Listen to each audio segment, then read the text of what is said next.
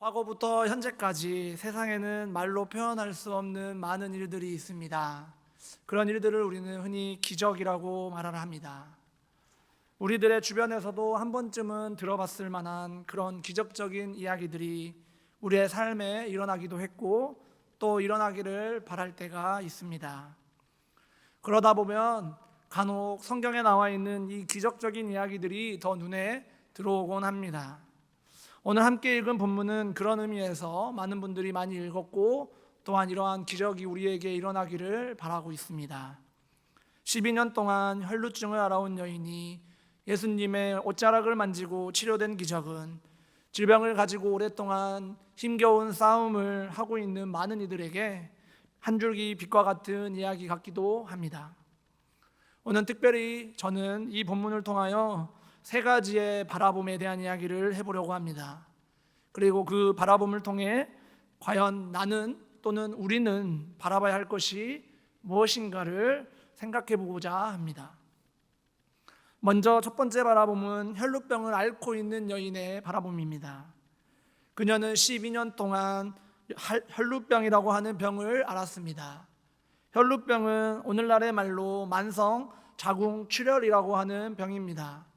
생리불순이라고도 표현하는데 불규칙적으로 하혈하는 병을 앓게 되었습니다.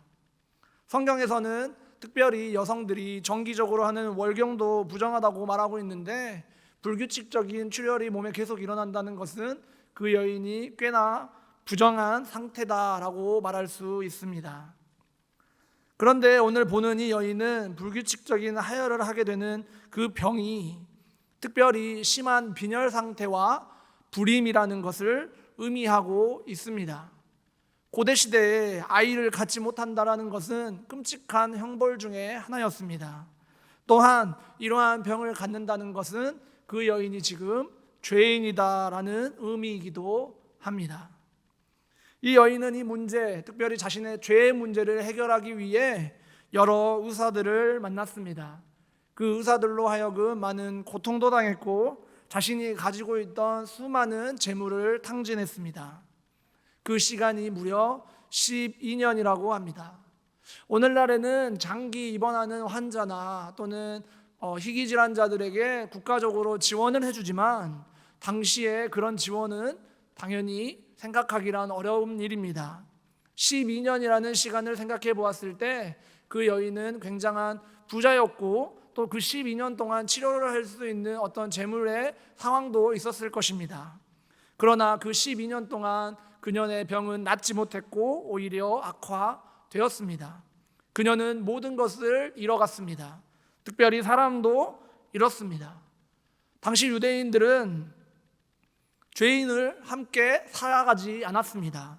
이 사람이 죄인이라고 우리가 알게 되었다면 그를 공동체에서 쫓아내었습니다. 그렇기 때문에 모든 부정한 사람은 공동체 밖에서 살았고 이 여인도 역시 마을에서 쫓겨난 상태였을 것입니다. 그녀는 이제 다른 사람들에게 말을 걸 수도 손을 잡을 수도 없었습니다. 그녀로 인해 타인이 부정해질 수 있기 때문입니다. 12년이라는 시간, 엄청나게 긴 그 시간 동안에 이 여인에게 희망과 소망은 없었습니다. 어쩌면 그 12년을 버틸 수 있었던 까닭은 죽기는 너무 무섭고 그렇자니 살자니 이 인생이 너무나도 버거운 그런 상황이었을 것입니다. 그런데 그러한 그녀에게 한 가지 이야기가 들려왔습니다. 예수라고 하는 존재가 우리의 동네를 지나간다라는 것입니다.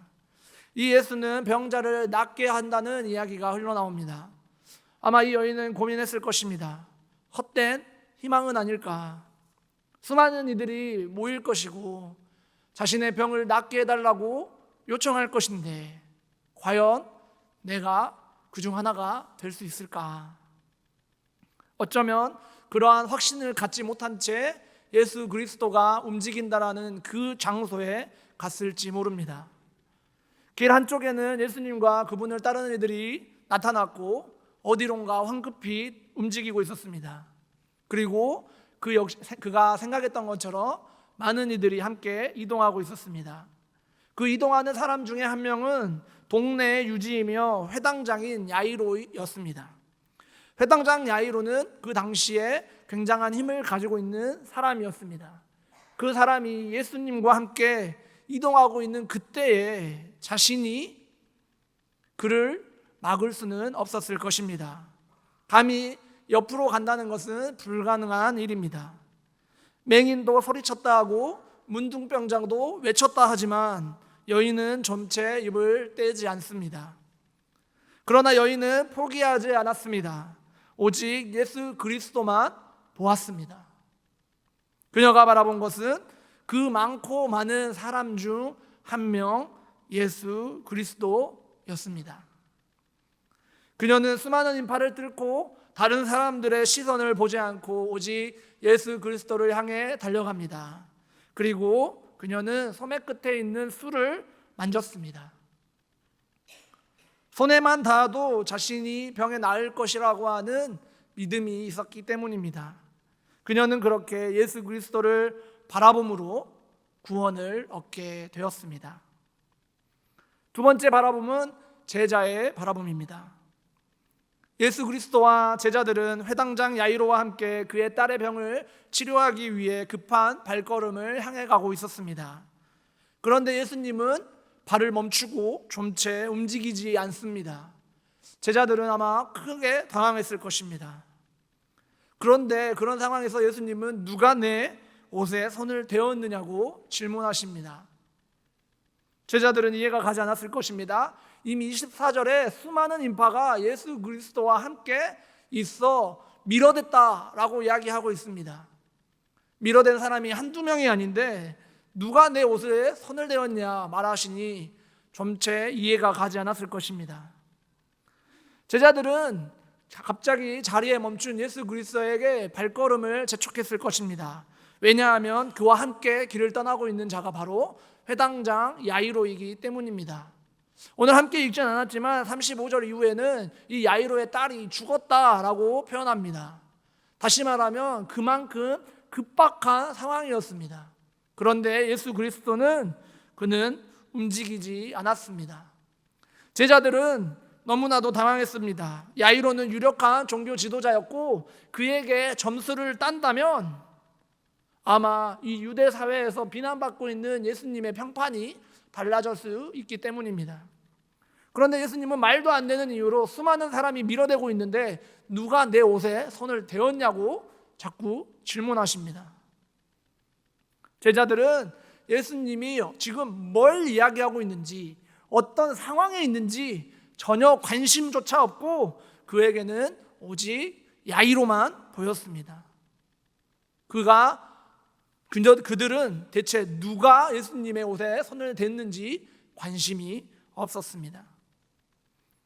세 번째 바라봄은 예수님의 바라봄입니다.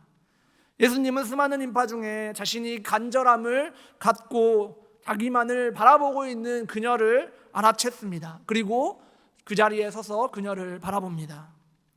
자신을 만지고 누가 내 옷에 손을 대었느냐는 질문에 두려워 떨고 있는 그녀의 이야기를 듣게 됩니다.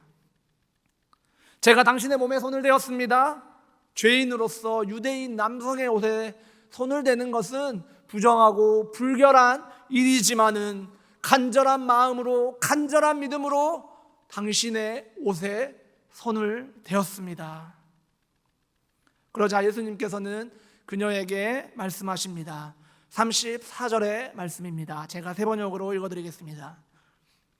예수께서 그 여자에게 말씀하셨다. 딸아, 내 믿음이 너를 구원하였다. 안심하고 가거라. 그리고 이 병에서 벗어나서 건강하여라. 예수님께서는 그녀에게 딸이라고 불렀습니다. 헬라어로 디가테르라고 하는 이 딸이라는 호칭은 아버지가 딸을 사랑스럽게 부를 때 사용하는 특별한 애칭입니다. 제게는 딸이 한 명 있는데요, 제 딸의 이름은 루나라고 합니다.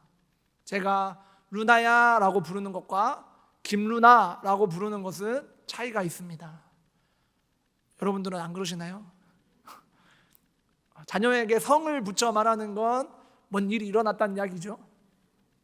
그런데 오늘 디가테르 따라라고 이야기했다는 것은 그녀를 아주 아름다운 사랑스러운 존재로 불렀다는 것입니다.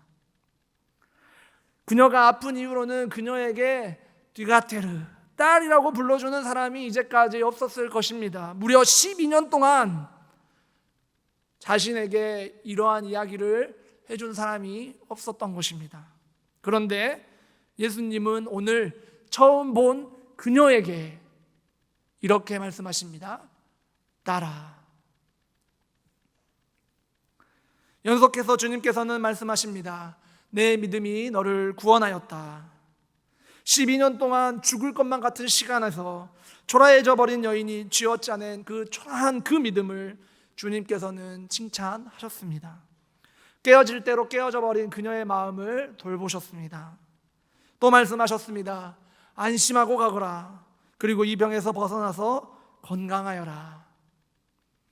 비난받을까봐, 내처짐을 받을까봐, 분노한 사람들이 돌에 던질까봐 두려워하고 있는 그 여인에게, 그리고 혹여나 예수 그리스도의 옷자락을 잡았는데도 불구하고 병이 낫지 않았을 때 어찌 유대인의 남성의 옷을 잡느냐고 비난할까봐 두려워했던 그 여인에게 주님께서는 안심하여라. 그 누구도 너를 뭐라 하지 않는다. 벌하지 않는다. 안심하여라. 그리고 이제 건강하게 즐겁게 행복하게 살아라. 그녀의 새로운 삶을 응원하십니다. 그녀가 그토록 꿈꾸던 건강한 삶, 그리고 아름다운 삶, 희망이 있는 삶을 그녀에게 선물하셨습니다. 모든 것을 쏟았으나 해결되지 않았던 그녀의 삶에 예수 그리스도를 얻게 되고 하나님을 찬양하는 삶을 살아가는 기적을 누리게 되었습니다. 이제 그녀는 잃어버렸던 공동체를 다시금 회복하게 되고 일상을 살아갈 수 있는 기적을 얻게 되었습니다. 이 세 가지의 바라봄을 통하여 우리는 어떠한 시선을 갖고 있는지 생각해 봅니다. 2022년 통계에 따르면 한국 사람들의 평균 기대 수명이 82.7세라고 합니다. 여기 계신 분들이 혹시 혹여나 내 연세가 지금 80이 넘었다고 하신다면 기대 수명만큼, 그리고 그 기대 수명만큼 더 오래 살고 있다는 것입니다. 세계 평균 기대 수명은 69.6세라고 합니다. 다시 말하면 한국 사람들은 세계적인 사람들보다 대략 10년 이상을 더욱 살고 있습니다. 이 기대 수명은 일본에 이어서 2위를 차지하고 있습니다. 일본 사람들이 가장 오래 살고 그 다음 한국 사람이 가장 오래 사는 것입니다. 특별한 일이었으면 한국 사람은 장수합니다. 그런데 이 기대 수명이 요즘에는 선진국에서 이 기대 수명 그래프보다 더 중요하게 여기는 그래프가 있다고 하는데요. 그것을 건강 수명이라고 합니다. 이 건강 수명은 단순히 얼마나 오랫동안 살았는지를 지표로 남기는 것이 아니라 실제로 그가 활동을 하며 건강하게 살았는지를, 그리고 그 건강한 기간이 얼마나 되는지를 지표로 나누는 것입니다. 제가 이 건강 수명을, 우리나라 건강 수명을 찾아보았는데요.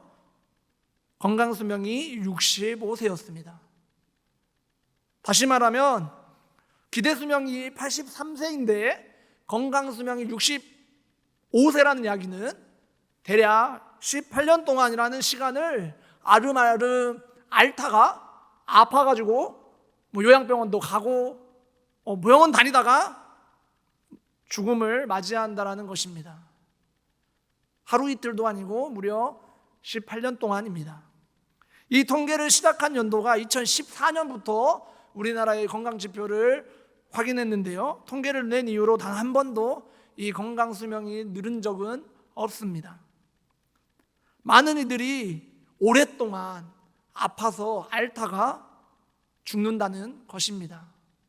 이 수치는 51위까지 떨어집니다. 기대 수명은 2위인데 건강 수명은 51위입니다.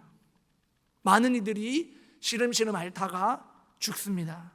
혹시 여기에 나는 한 번도 아픈 적이 없다고 자부하시는 분이 혹시 계실까요? 아무도 없으신가요? 다 아프신가요? 다들 환자이시군요. 주변에 사실은 아프지 않은 사람은 없습니다.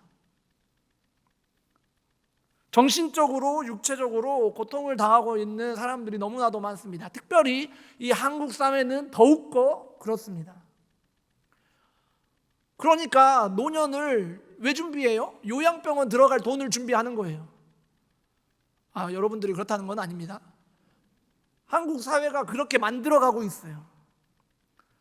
다 안 아프고 살아갈 생각을 해야 되는데 아플 걸 미리 준비하고 살아갑니다. 주변만 아픈 것이 아니라 우리 모두가 아픈데, 그리고 또 모두가 아플 것인데, 그런데 우리는 마치 안 아플 것처럼 생각하고 살아갑니다. 우리가 건강할 때 과연 우리 이 아픈 환우들을 어떤 눈으로 바라보고 계십니까? 누군가는 제자들의 눈으로 바라보고 있지 않을까요? 야이로의 딸과 같이 나에게 이익이 되는 자들은 아프다고 하면 전화하고 신방하고 방문해서 아이고 아프시냐고, 간이고 쓸개고 다 꺼내줄 것처럼 이야기하면서 나에게 이익이 되지 않은 오랫동안 아픈 사람은 저 사람은 오랫동안 아팠으니까 하면서 그냥 아무렇지 않은 채 차가운 눈초리를 보내고 있지는 않으십니까? 혹은 그를 죄인이라고 비난하고 있지는 않습니까? 그의 삶이 그랬으니까 아팠지, 너가 그렇게 사니까 아팠지. 혹은 그 비난도 아닌 관심조차 없는 상황이라면 아픈 이들은 고독 가운데 슬픔의 눈물을 삼키는 것 외에는 아무것도 할 수가 없습니다. 저는 사실 설교를 준비하면서 이 여인에게 가장 필요했던 것이 무엇이었을까 고민해 보았습니다. 물론 가장 먼저는 병이 낫는 것이겠지요. 오랫동안 병을 앓는다는 것은 정말로 힘든 일입니다. 그런데 어쩌면 그 가장 필요했던 것은 사람들의 관심이 아니었을까요? 12년 동안 그 누구와도 교류하지 못했던 그녀의 삶에 어쩌면 그 온정이 필요하지는 않았을까요? 사실 병이 있어도 문제가 되지 않은 사회라면 사회에서 그들 모두에게 반기고 함께하는 시간들을 갖게 한다면 사실은 이 여인이 크게 병이 낫지 않아도 상관은 없지 않았을까요? 괜찮은 거구나. 야, 남들과 조금 다른 거구나. 이렇게 하며 웃어 넘길 수도 있었을 것입니다. 어쩌면 그녀의 삶이 그렇게까지 비참해지지는 않았을 것이라 생각합니다. 몇 번 언급을 드려서 성도님들도 알고 계시겠지만 저도 역시 질병을 가지고 있습니다. 2년이라는 시간 동안에 병원을 오르락내리락 하면서 매일 3개월분의 약을 지금 처방받고 있습니다.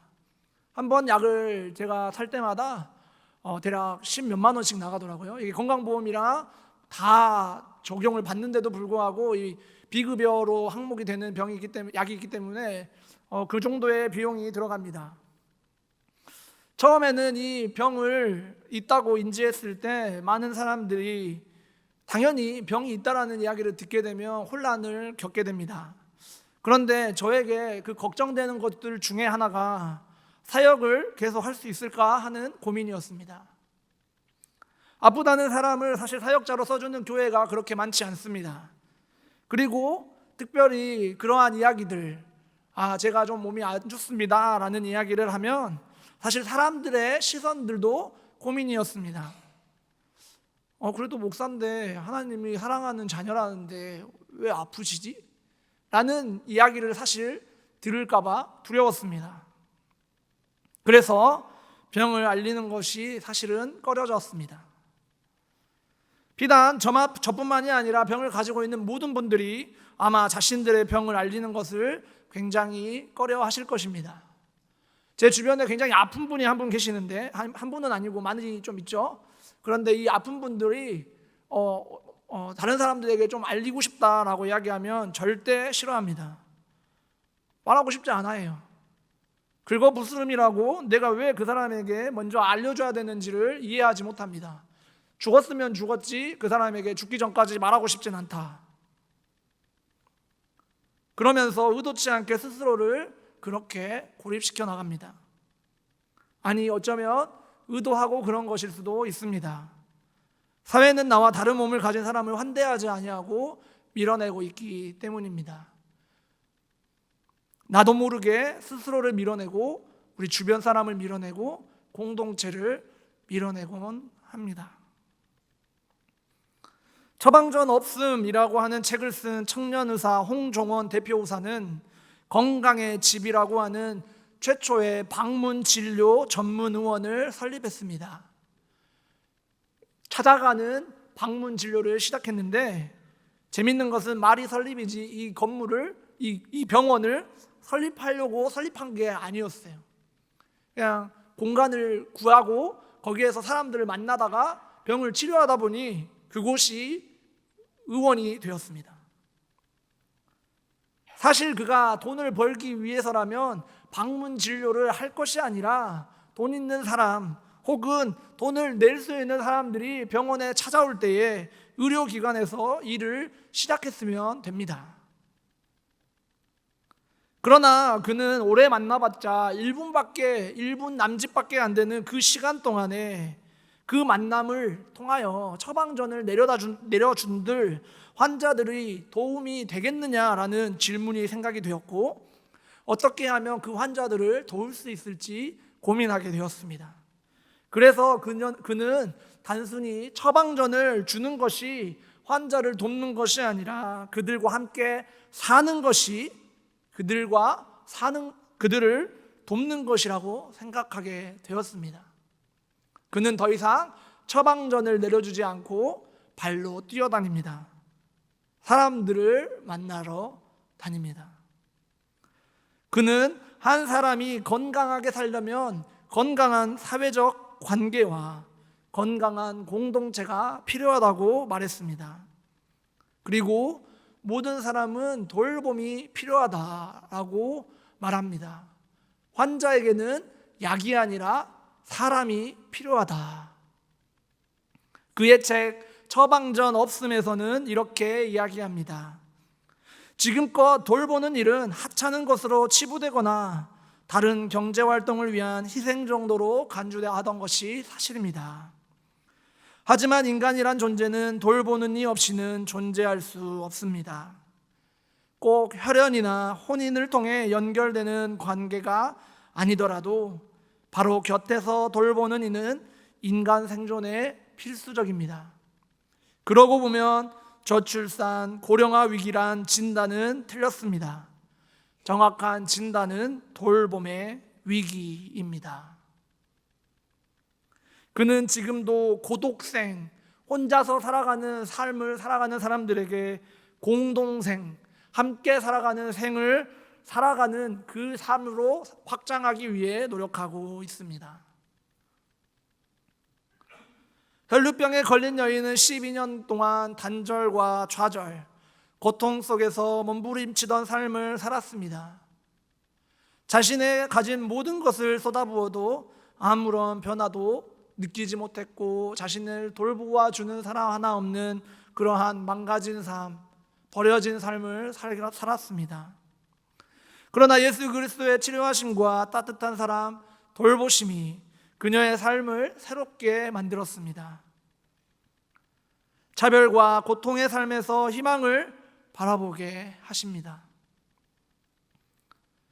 치료 이후의 삶에서는 성경에 나와 있지 않지만 그녀는 틀림없이 예수 그리스도를 따르며 자신과 같이 고통 중에 있는 사람들을 위해 발벗고 뛰었을 것입니다.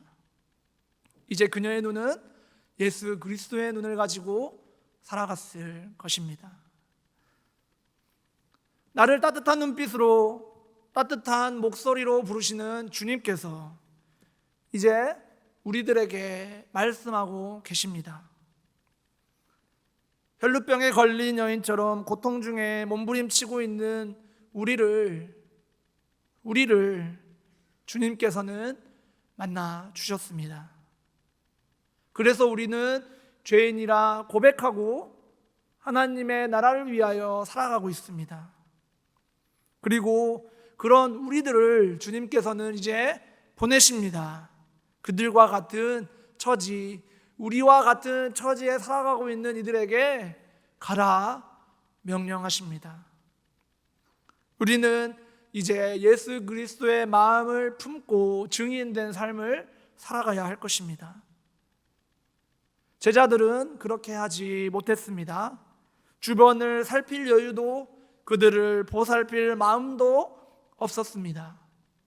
하다못해 바로 옆에 있는 사람조차 있는지 몰랐던 것이 사실입니다. 그러나 우리는 이제 이 말씀을 통하여 우리가 어떻게 바라볼 것인지를 고민하고 생각해 보길 원합니다. 우리는 이제 이웃을 보살피며 예수 그리스도의 가르침에 따라 살아가야 할 때입니다.